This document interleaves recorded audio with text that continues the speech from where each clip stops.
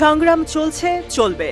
যতদিন না পর্যন্ত গাজায় গণহত্যা বন্ধ করছে ইসরায়েল, ততদিন পর্যন্ত ইহুদিদের বিরুদ্ধে প্রতিরোধ যোদ্ধাদের সংগ্রাম অবিরাম চলতে থাকবে।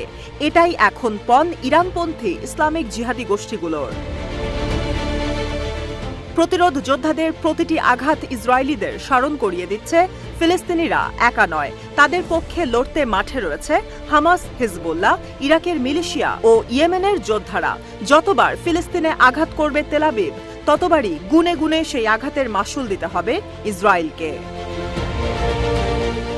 ইসরায়েলি সেনাদের চাপে ফেলতে এবার নতুন করে ড্রোন হামলা করেছে ইরাকের মিলিশিয়া গোষ্ঠী। বিষয়টি নিশ্চিত করে খবর প্রকাশ করেছে ইরানের রাষ্ট্রীয় সংবাদ মাধ্যম প্রেস টিভি।